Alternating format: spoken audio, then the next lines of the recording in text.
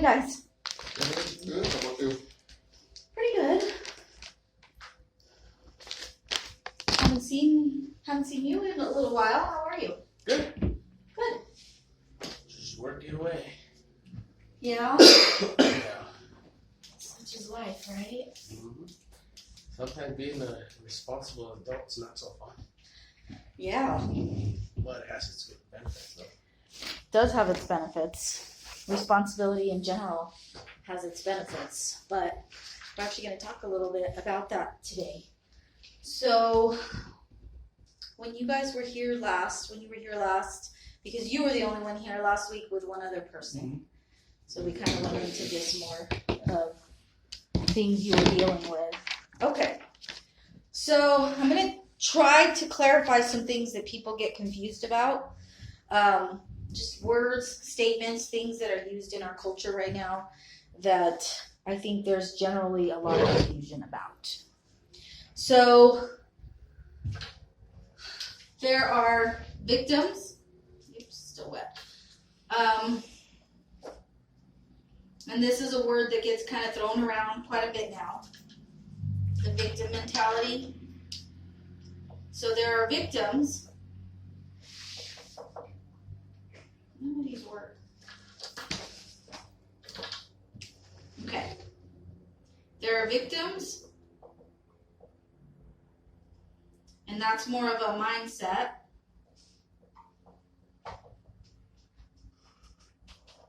There are casualties.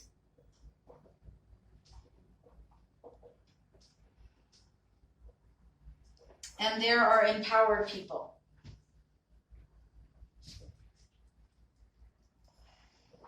These are like not making sense. Okay, so then there are empowered people. These are working. What's going on with them? Oh, thank you. There's a green one. Oh, that works. Okay, so there's empowered people.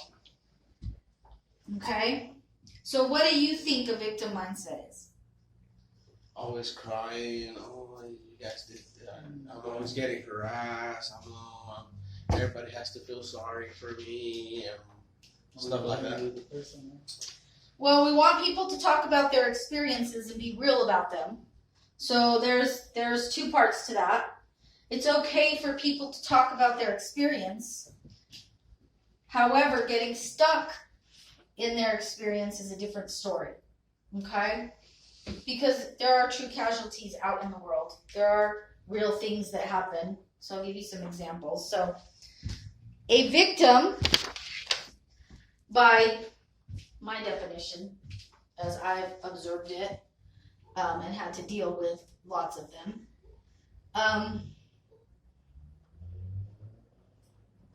is a person who, so we live in a world of solutions, okay? We live in a world of duality.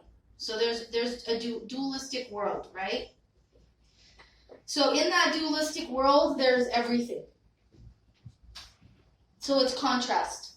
So we live in a world of both barriers and solutions.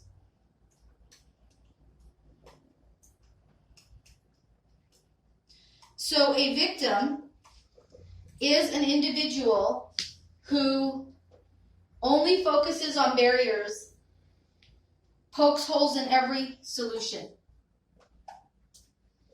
They don't like solutions. If you give them a solution, they will say it doesn't work. So I refer to it as the field of stones, right? Leave no stone unturned. They leave every stone intact because they don't like what each stone has to say. Because every single stone in the field, at the bottom of whatever solution it is going to also have a little star that says effort/work. And they don't like that. So they're the kind of people that are like, counseling didn't work. That didn't work. I tried everything. They're super dramatic. I tried everything to make my marriage work. It's like, did you? Did you try this, and this? No, that doesn't work. So they didn't try everything because they don't want to communicate. or they don't want to take responsibility, or they don't want to have their words match their actions and be in alignment, or they benefit from being a victim and talking about all the barriers. So they like the barriers. So yes, there are barriers. There's also solutions. So I'll give you an example, just a personal example. So like my mother-in-law, she likes to be a victim. And so people get very good at this. They get very crafty, right? So she liked to go pick up my girls without telling me. And she would text my husband knowing he's out of town. So she would do it intentionally, basically. And she'd be like, got girls, that's all she'd say. So it would have like no other information. So I used to teach at this school up here, Governor Bent, and my girls used to go to Bellhaven. They'd get out on Wednesdays early, and I would have to leave there and go pick them up because we didn't get out early. So I would go get them, get lunch. I had a half-hour lunch. I had to do all that in a half hour, bring them back to my school. So she would take them. And then I'd get to the school. I couldn't find them. I'd have to get down. I'd ask them where. They're like, oh, their grandma picked them up. And I was like, okay, well, she didn't text me. And she just wouldn't respond to me. Wouldn't respond. Expect me to go down to the South Valley 30 miles away when I was tired to pick them up because she couldn't drive at night. But she wouldn't tell me any of it. So I let that go on a couple times. And then one time she did it, and I went to the school and I said, take her off the list. And if she comes here, tell her she's off the list and she can call me since she's refusing to communicate with me. And then about 9:30 at night, my husband started calling me from Colorado. Oh, are you going to go pick up the girls? And I was like, no. He's like, why not? I said, because nobody communicated with me. I said, your mom didn't communicate with me. I said, and I've sent her, I don't know how many texts, tried to call her. She's ignoring me.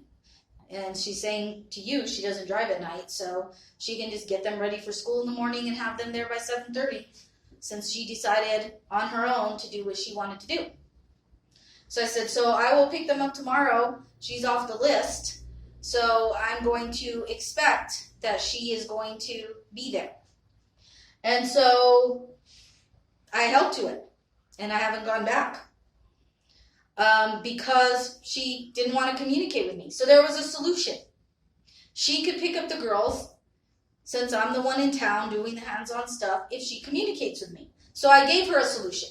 So I didn't say, you can never see them again. I didn't go and play the same game she played with communication and be immature. I said, you are making me a casualty to your victim mindset, because I had to leave work. I didn't get to eat lunch. It disrupted my entire schedule. I had 23 kids come back into my class. I didn't have lunch. I was all frazzled. You've done this to me before, and I'm not having it anymore. I'm going to set a boundary. So until you communicate with me, you're not allowed to pick them up. Oh, I don't want to communicate. She got really stubborn. I don't want to communicate with you. I don't want to communicate with you for anything. So even if I would send that, like a text saying, oh, it's the girl's birthday, we're going to be here, she wouldn't come. She would pretend she never got it. She said she blocked me. So I was like, okay. And then that fed her victim mindset, because she's able to tell everybody, I never get to see the girls. Jennifer never lets me see the girls, and play that whole game. And I was like, okay, and what was the solution? What's the solution? Oh, I don't want to. I already talked to Gilbert. If he doesn't talk to you, that's not my problem. And I'm like, has nothing to do with him talking to me or not talking to me. It has to do with I made a request. You don't want to follow directions, and we're not going to play this game. It's not hard to say, hey, can I pick up the girls from school since yeah. you're at work? Yeah, and I would say yes. I would have said yes. And then I would have said, are you going to meet me somewhere? Because me driving 30 miles to the South Valley after work, I just don't want to do it. So we can meet if you want, before it gets dark. You can meet it after I get off work. Yeah, it's communication. But some people don't want to do that. So you give them a solution, and they just cry about this. Oh, I can't drive at night. Oh, I can't. I already talked to somebody. I don't want to talk to you. You're too difficult to talk to. And it's like, okay, none of the above is true. You have a solution, and you're poking holes in every solution. So as a result, she's played all these games, and I just stopped even inviting her, because I was like, I'm not even going to invite you anymore, because it's just a waste of my time, and you want to play all these games. And I just take you off the list, And we just don't deal with that anymore, and therefore I'm not a casualty. So I set a boundary. So a casualty is a person, I wrote it down, a person who is affected by another person's choices rooted in a lack of responsibility. So a casualty, and all of us have been one, is a person who is affected by another person's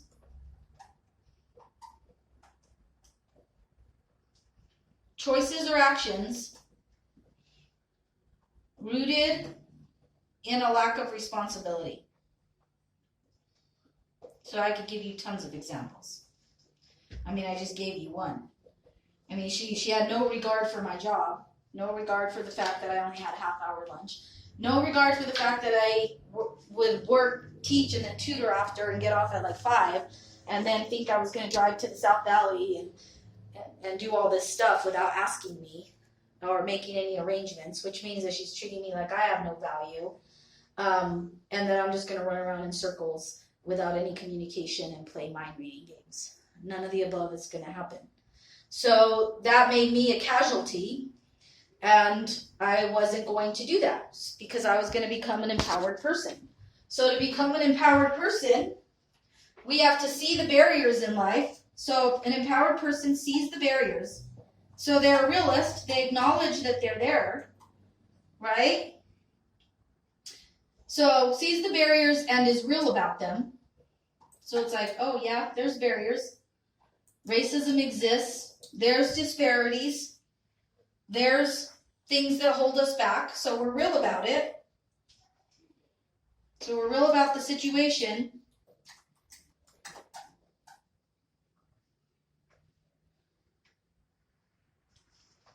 And then does work and advances in life. So is real about the situation, heeds the solutions,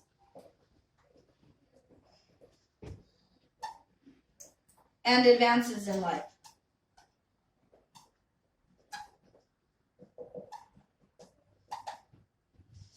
So that's what an empowered person does. So a victim doesn't like solutions. You could give them the most practical solution in the world, and they'll still find a way to make it seem like they're a victim. It could be anything. It could be, it could be somebody saying, oh, God, I didn't get to have a good marriage because my parents didn't show me how, right? That's a victim mindset. It's like, okay, well, what's the solution to that? What's the solution to that?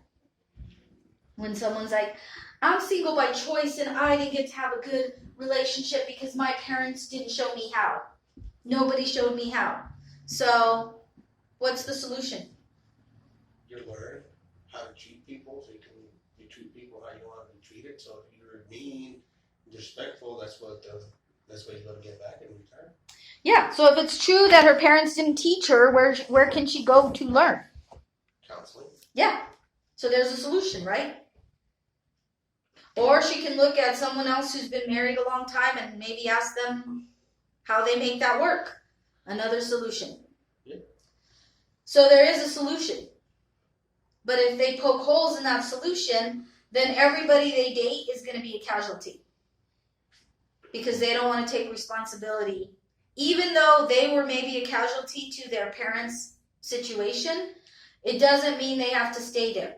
So then they can choose to be an empowered person and see the barriers and be real about the situation and heed the solution and advance in life. Sadly, that's the anomaly and not the standard. So an empowered person seems to be rare because people love to play the victim and they love to poke holes in every solution. Because that's easy to do. I can't get fit. I don't have enough time.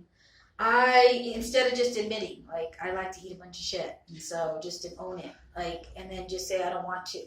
I'd rather hear that, and I'd have more respect for someone that just says, you know what, I really like donuts. Like, I just don't want to give them up. Okay, cool. It's like at least you're owning it. Everybody tells me, you eat a lot. Well, I'm on a seafood diet. I see it and I eat it.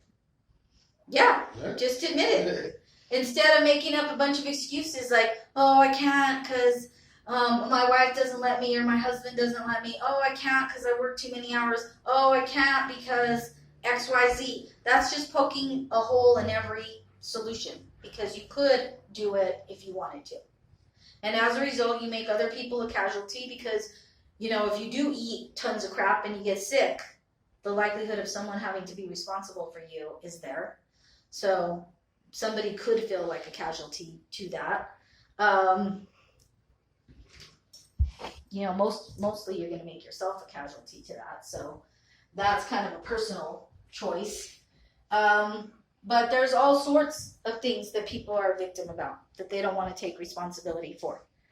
What are some that you can think of?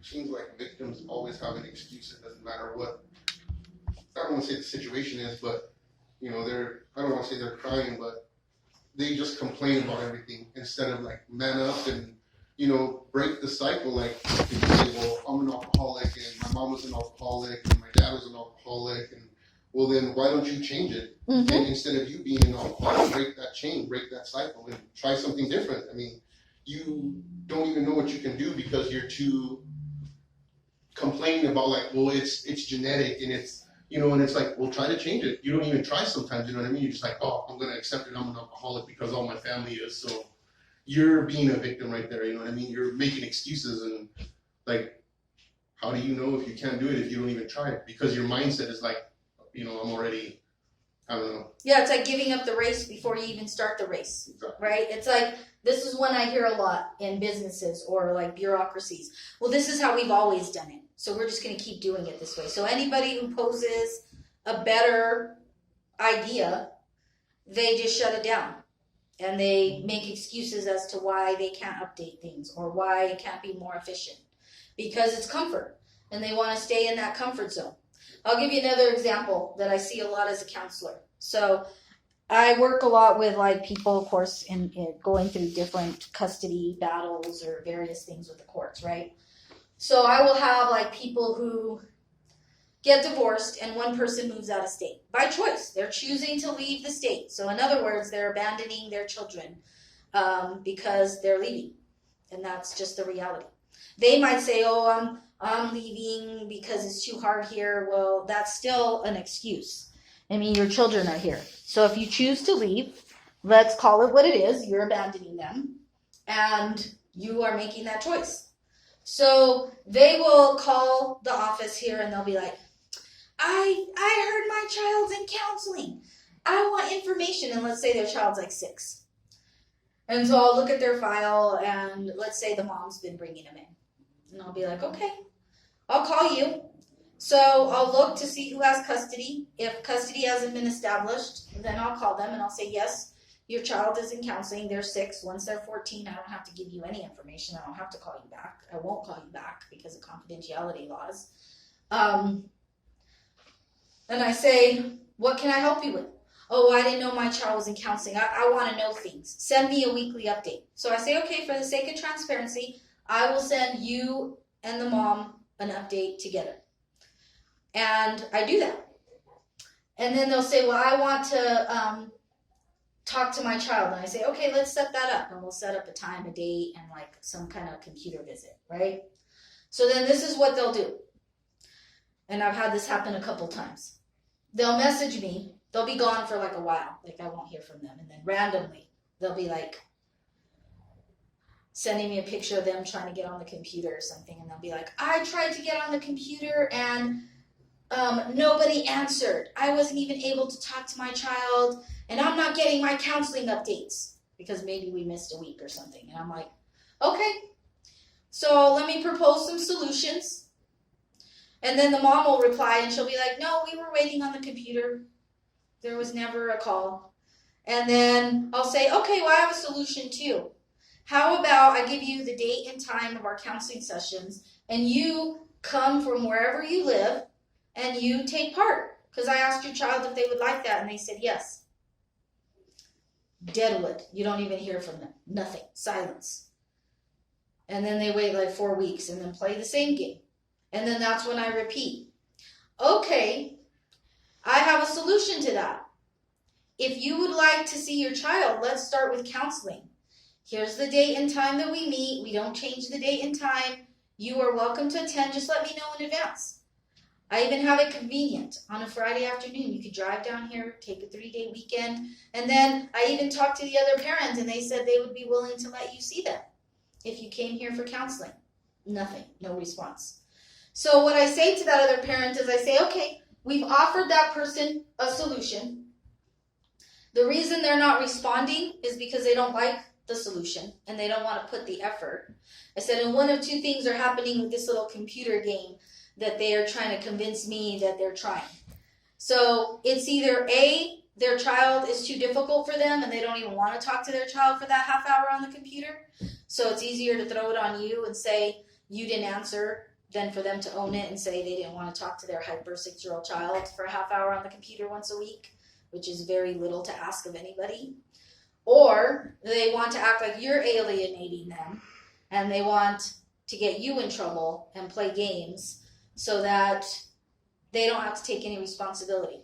And then when you give them a practical solution, they don't respond because they know it's going to sound stupid for them to say, no, I don't want to drive to Albuquerque to see my child. So they're just quiet. They're just silent. Have you ever had anybody just show up and tell them, yeah? No. The next thing that you know, they're here. When people want to be involved, well, first of all, if people were reasonable, they probably wouldn't have gotten divorced in the first place. Sometimes there's been a few reasonable people who have gotten divorced because they're not compatible or whatever, and they recognize it and they're mature. They don't have issues co-parenting because they're both mature. So they actually communicate, they don't ignore, they don't stonewall, they actually follow court agreements, they don't play all those games. Yeah.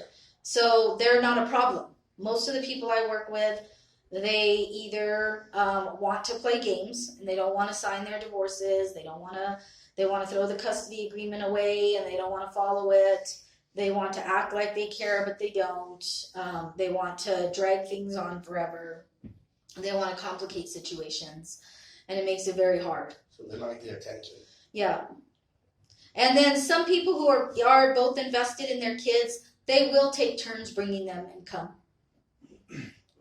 They will take turns, like one will bring them and then the other. Or they'll be fine with the report that I send them. Like they'll just let their kid come into counseling and then they're fine with the weekly report and they don't really question it or bother. It's the people that like to play games. Victims like to play a lot of games. It's sad how it's impossible to communicate with them. It's sad how it goes both ways. There's girls that make their kids look a little muppet and there's guys. So I think it's sad. It's sad being, you know what, we're not together anymore. Okay, you take him 1 week, I take him the other week, and then, okay, 1 week he stays with me, 1 week he stays with you. Well, it's mostly when people don't want to compromise or be reasonable and their function of behavior is power and control. Like my mother-in-law, she, I knew it was going to be a problem from the moment I was in the hospital because she basically came in and took over and said nobody was going to tell her what to do with her granddaughters. So I was like, oh, okay. So I was like, all right, I know how this is going to go. So she wants power and control. She's not going to admit it. That's your shadow aspect. People who are mature will admit their shadow aspect. So her shadow aspect is, I want to have complete control and I want a chest bump with Jennifer. And I don't like that Jennifer has control of this because I'm the queen and I have control of everything. And I run this family and I'm the matriarch. And Jennifer's just going to submit to me. And if she doesn't, then I'm going to play little games. She's not going to say that out loud unless she's a mature person.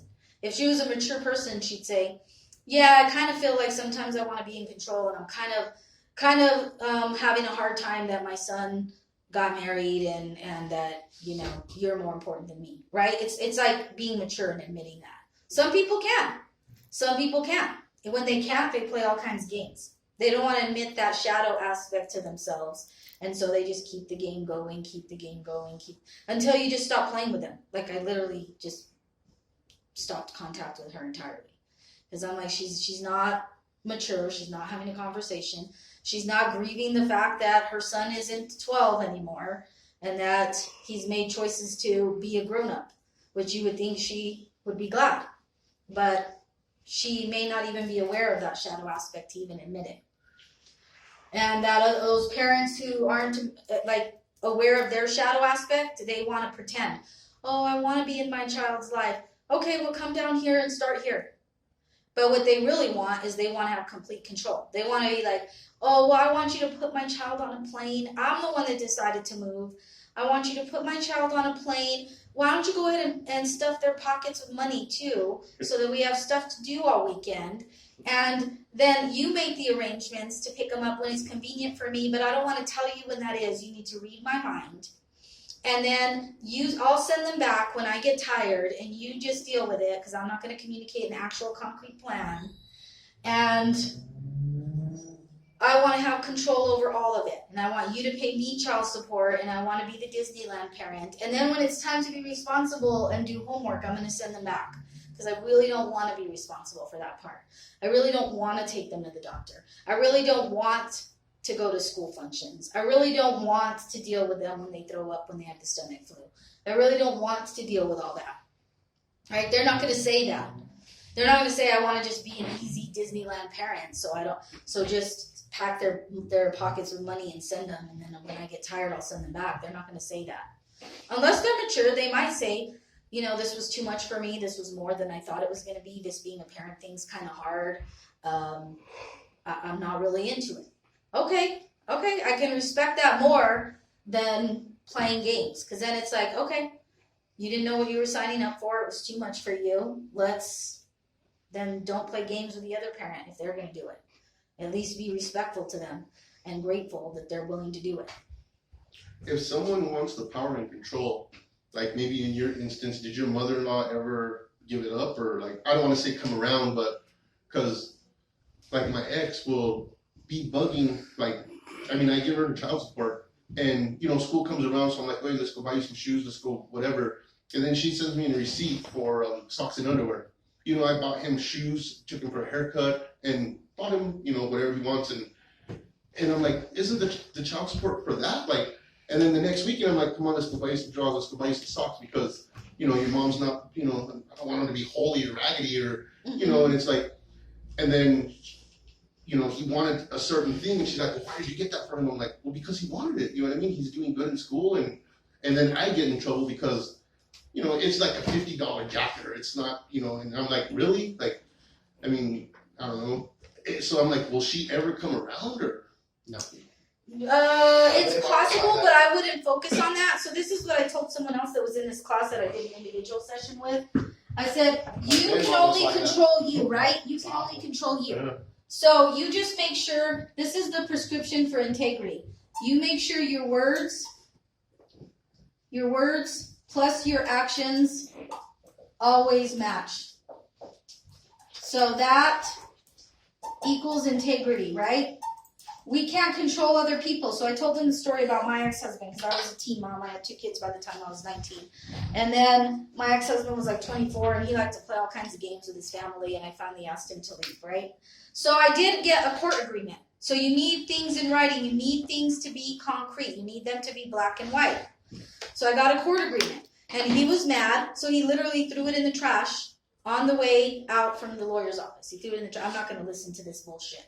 I was like, okay, that's fine. So I put mine in my purse, and he went back to California, where he was from. He went back to Los Angeles. And then he started playing the victim games, because he really didn't want to be a parent that much. Even though he'll say he'll do anything for his kids, he wants them to love him, because he's coming from a place of lack. But he doesn't want to be responsible, because he liked to disappear for a couple days, and he likes to be Disneyland dad and buy all the toys and be revered, but he doesn't want to take the responsibility, right? So what I did was I kept that court agreement, and he never paid his child support. He did buy them random stuff, but mostly it was toys and stuff. And so I just made sure to a T that I followed my end. Whether he paid child support or not, and it did say, whether he pays child support or not, you can't keep his visits from him. So I followed that. Every single thing in there, I followed to a T. So when I moved houses, I put it in the file. And so when my kids got older and they were confused about things, because what a lot of parents do, or family members, is that it's pretty sick, really, what they do to kids. They basically kind of mind Jedi them, and they're like, I love you so much. I would do anything for you, like the person who pretends they're gonna get on the computer. I would do. That's what they tell their whole family. I would do. They're telling their family sob stories. I tried to get on the computer. Her mom didn't even bother turning on the computer. I tried to call the counselor. The counselor didn't email me back for like a week. Said she was gonna send me weekly updates and forgot one. They won't say I forgot 1 week. They'll say I forgot entirely, even though it's probably 1 week. They'll embellish the whole thing. They won't say you offered them a solution. They won't say, yeah, the counselor told me I could come to counseling. They won't say that. They're gonna leave out all those details. They're only gonna put in whatever makes them look good. So that everyone will be like, gosh, you're married to the worst person who's like Cruella de Vil in the whole world, and she never offered you. Poor you. You're such a good dad. And so they'll do that whole thing, right? And so I just made sure I stuck to it. I said, this is I'm sticking to this. So when they got older, I was like, I don't know. I mean, I'm gonna focus on the facts. Your dad didn't pay child support. He did like to do fun things. Here's the court document. You're welcome to look at it. If you look at it, you're going to see that I followed it. I'm not going to use you as a tool because I'm not mad. I moved on with my life. I got married to someone else. I've been married to that person. I had more kids. He wanted to play games, and I'm like, okay, we could get along if you stop playing games. We could co-parent for the sake of our kids, but you keep playing games. You continue not to follow this court agreement. So your words don't match your actions, which victims don't. That parent, that one that wants to take a picture of them, I'm like, I don't need a picture of you at your computer. Like, that means nothing to me. I need you to come here and show up when you're invited to come here. Because the other parent comes here and shows up, so that's what I need. Come here. I don't need a picture. Your picture on the computer could be so staged that I don't need that. It means nothing to me. I don't say that. I just keep reiterating the solution. Okay, you can come here. I just basically have to treat them like I treated my second graders when I was a second grade teacher. Okay, what are we doing? What are we doing? Because that's their mindset. So you basically repeat over and over and over again the solution. And so my words matched my actions. So I was in integrity. So they're just like quiet about it. They're like, oh, yeah, you follow the court agreement. I'm like, yeah, I'm not going to use you as a tool. You're a human being and you're my children. I'm not going to use you to look good to the world and use you for appearances and be a pawn and not be responsible. No. So what I tell people is focus less on what the other person is doing or not doing. Focus on you, because that's all you can control. Make sure your words match your actions, that you're in integrity, and have things in writing and follow it. Because they don't like things in writing. Narcissistic people don't like things in writing because it means they have to be accountable, and so they'll have a shit temperamental fit because they don't want it in writing. And they'll even swindle you. They'll be like, oh, I'm going to work with you, and then they won't. And then when you don't have anything in writing and you're screwed, then you're like, damn it, I should have put something in writing. Because they'll play nice. That's that love bombing stuff. They'll play nice for a while. They'll be like, yeah, I'm going to pay you. Yeah, I'm going to work with you. Yeah, we can co-parent well. And then when they have all the power, then they're going to screw you. So you have to make sure. That was the very first thing I did, was get a court document. The very first thing I did. And I didn't even have money. And I said, I'm going to do this. I'm going to pay what I have to pay and take out a loan or whatever. I took out like a title loan or something at that time. And I got it done. Have it in writing. I've even told people, even as a counselor, come to counseling, we'll put it in writing, have it notarized, take it to the court and say, I at least tried this and I sent them this as an agreement that I'm willing to do. Have your child support in there, have your visitations in there, your holidays in there, your summers in there, and make sure it's all clear. And stuff regarding doctors, dentists, counseling, make sure though you hit all those things. And then you stick to it on your end. And if they choose not to, then you just say, okay, well, and you keep repeating the same thing. Okay, well, I'm going to stick to this court document on my end. If you don't want to do that, I don't know what to tell you. Just like the same thing that I do with people when they tell me all this little BS stuff that they tried, and I'm like, okay, well, counseling's at this time. We'll wait for you. We'll be here. let me know if you're going to be here. If not, we'll just do our regular counseling and I'll send you an update, which is like 2 lines. Had counseling today, went well. Have any questions? Message me. I'm not going to sit here and give you a whole novel on what your kid did and play by play because I know you don't want it anyway.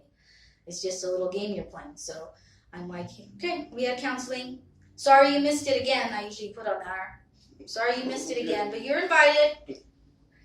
You want to come see your kid, you know where they will be. We're not hiding anything from you. We're being transparent. My words are matching my actions. I show up every day, every week at that time.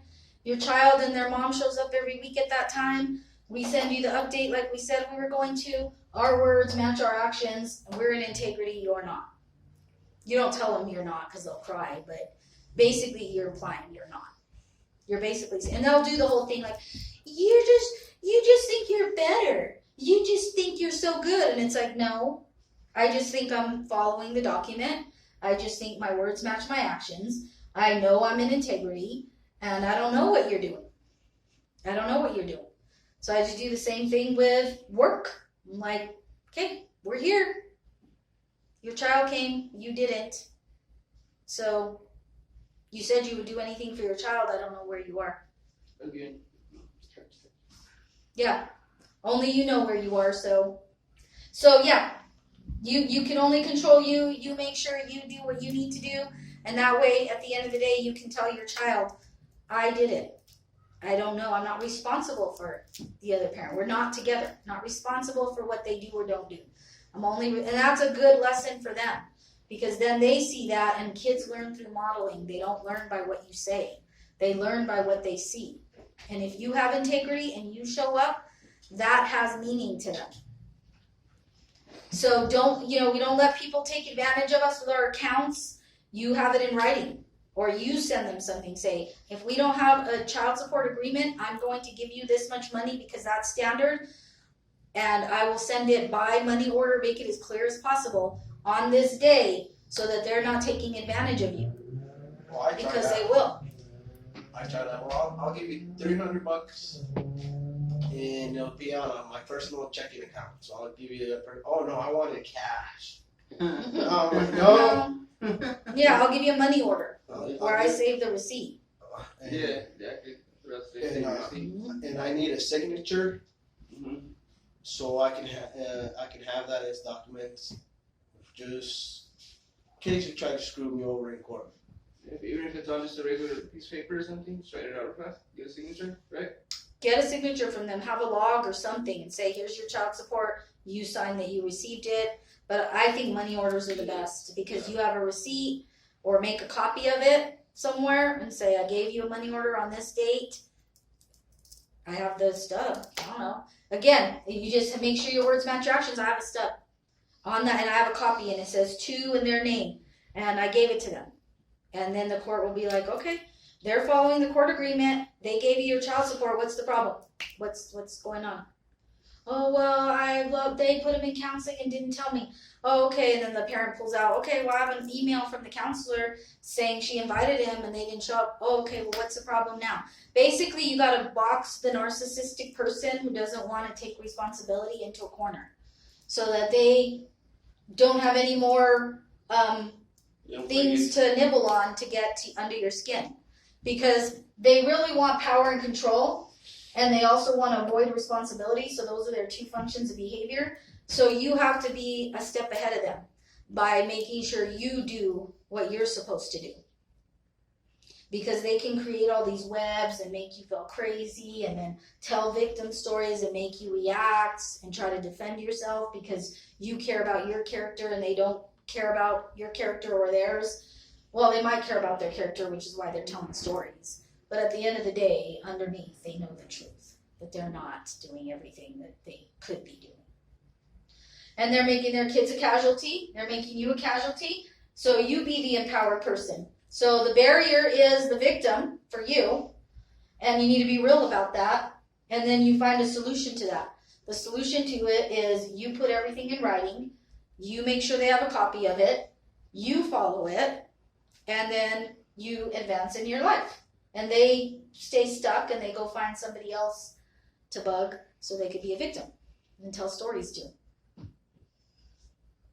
And that's pretty much what you do and how you do it. Any questions about that? Yeah. You know how you said like you very much boxing the nurses in? Mm-hmm. Like, is it typical that they go on a guilt trip when you get them to that point? They're like, oh well, no good, and they start like. Oh yeah, they love guilt. They definitely tap into guilt. Yeah, 'cause that's what I experience every time like I get to that position. It's like this major guilt trip, and it's just. Yeah, don't even engage with that. Yeah. You're not responsible for them, but they will try and make you feel guilty. But if you're taking care of your responsibilities, I mean, you're not with them anymore. They're responsible for themselves now, and you're responsible for yourself. But there's children that are being affected. So my second point was transparent communication and mutual respect. People play so many games with communication, which is why we don't have mutual respect for other people.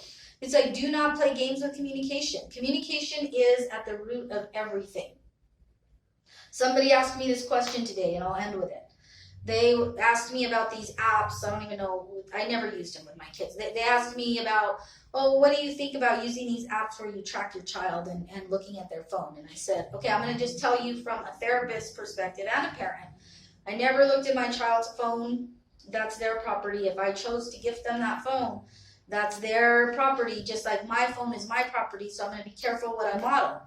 I don't like people looking at my phone, not that I'm hiding anything, but it's mine. It's my property. It's transparent in the sense that you can look at it and you're not going to find anything shady, but it's still my property. That's their